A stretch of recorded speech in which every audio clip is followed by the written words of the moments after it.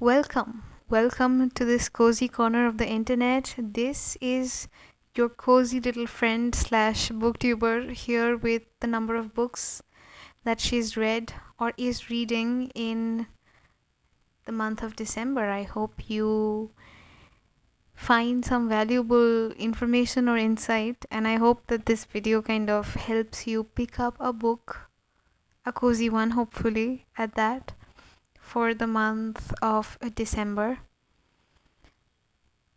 Apologies first. Why was there not a video in November? Because I was really busy and not in the mood to shoot.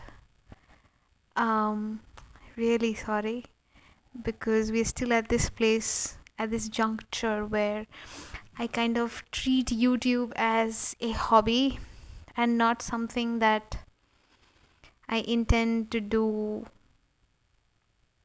the most seriously, you know. So we are still at it. We are still working on everything, on the editing, on the camera quality, on the microphone quality. It's still at the very basics.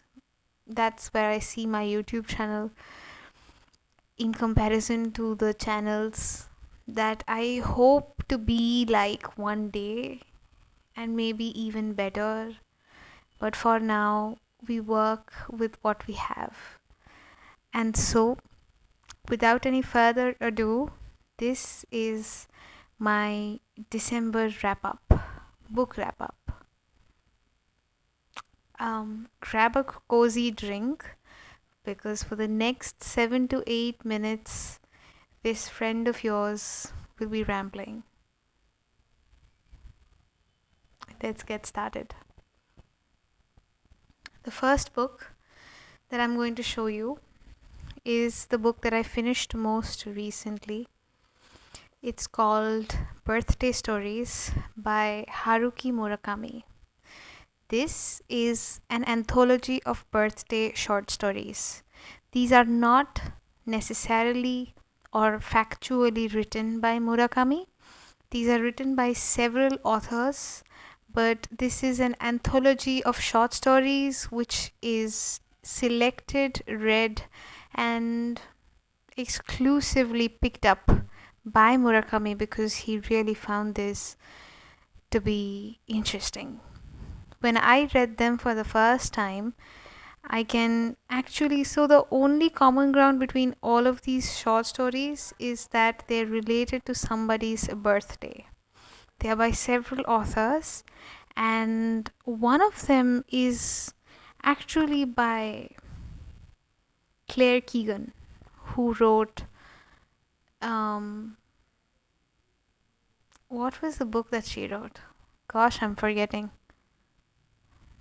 Comment it down below. Anyway, the front of the book says this.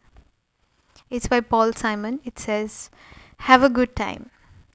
Yesterday it was my birthday. I hung one more year on the line. I should be depressed. My life is a mess. But I'm having a good time. I've been loving and loving and loving. I'm exhausted from loving so well that I think I should go to bed. But a voice in my head says, what the hell?" That is a really, really, really good opening introduction to the book. So I highly recommend this anthology of birthday stories. They are very eerie, very open-ended, up to your interpretation. A 4 out of 5 from me. The next book that I read is is the book that I finished right before I finished Birthday Stories. This is I Want to Die, but I Want to Eat Tteokbokki by Baek Se-hee. Part self-help and part memoir. The girl, she records her conversations with her psychiatrist out of the fear that she's probably going to forget these conversations by the time that she reaches home. She suffers from anxiety, inferiority complex, superiority complex, imposter syndrome, jealousy, irritation, anger, agitation, and knows very little of compassion, love, inclusivity. That's what the book is about. I found it to be very interesting, and I kind of highlighted several places of this book. I annotated it. Um, I annotated the hell out of this book. I would actually give this a 5 star because it deals with the many um, general problems of human life and human beings that they have not yet figured out in thousands and thousands of years of living. So please pick this book up because it may help you to understand yourself a little better through the dialogues between the girl and her psychiatrist. Having said that, that gets a 5 out of 5 from me. Um, the next book that I finished is I Came Upon a Lighthouse by Shantanu Naidu, illustrated by Sanjana Desai. The first thing that I have to say about this book is how beautiful the cover is and how beautiful the illustrations are. I feel like these are illustrations done in Procreate. I have a strange feeling that these are all digital illustrations, but I may be wrong. But all of these illustrations are so cozy, so heartwarming, so beautiful, and absolutely fantastic. Although they're very modest, elegant, and simple at the same time. So this book, what is it about? It's a proper 5 star from me because it's everything that I expected from it and more. It shows a growing bond between this young guy of 20 something called Shantanu Naidu, who happened to invent a pet collar, which is like a neon tape on a denim patch so that it makes the dog more visible when they're crossing the street, which prevents it from getting run over by these cars. So this boy is brilliant.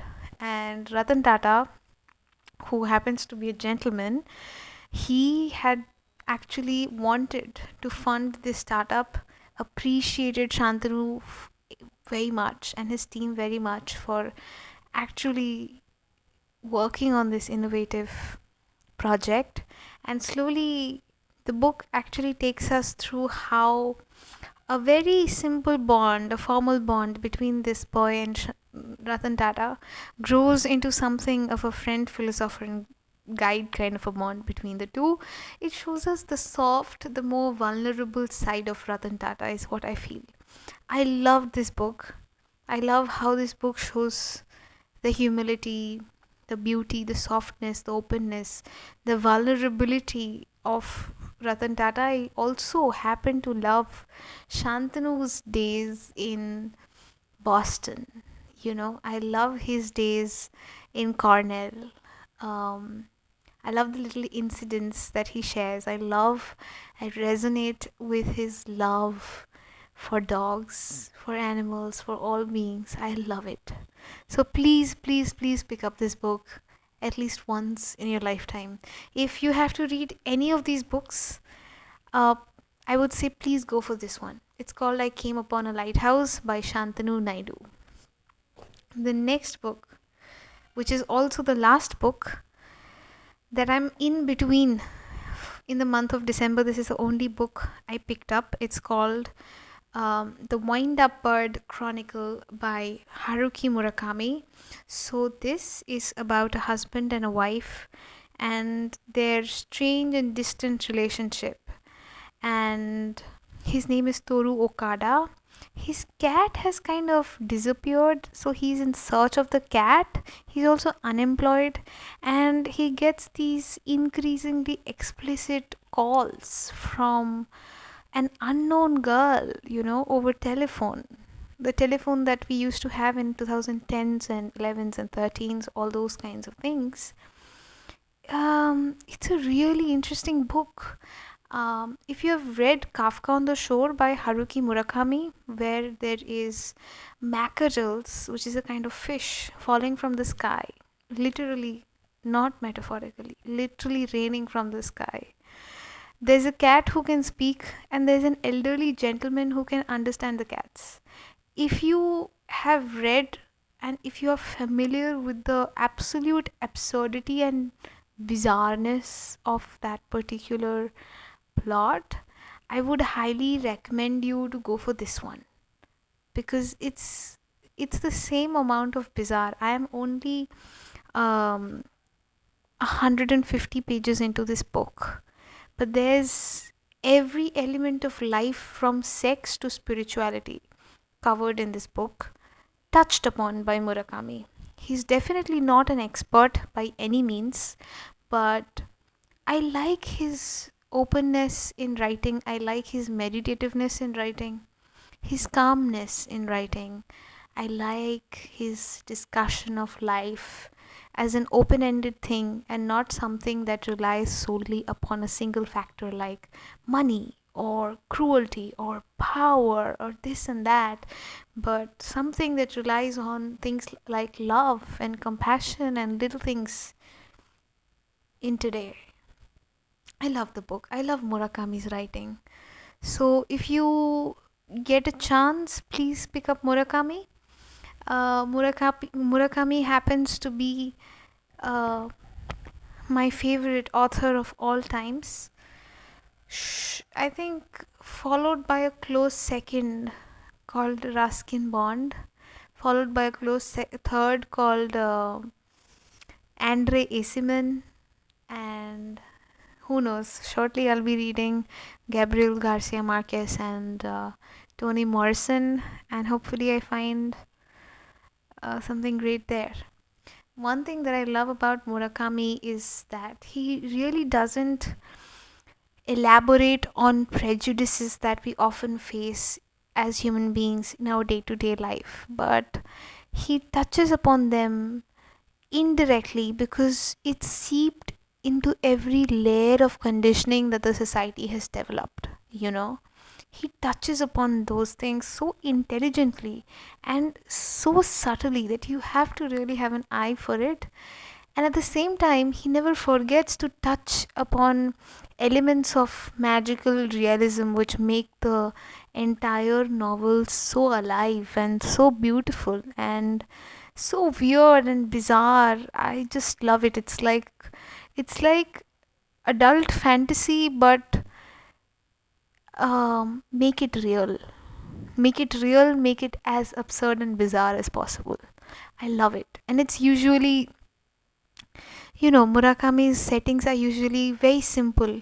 A Sunday morning, 5 a.m., radio, eggs and bacon, some green tea, chilling on the couch with a book, a guy reading a Buddhist book, or a guy reading Karl Marx.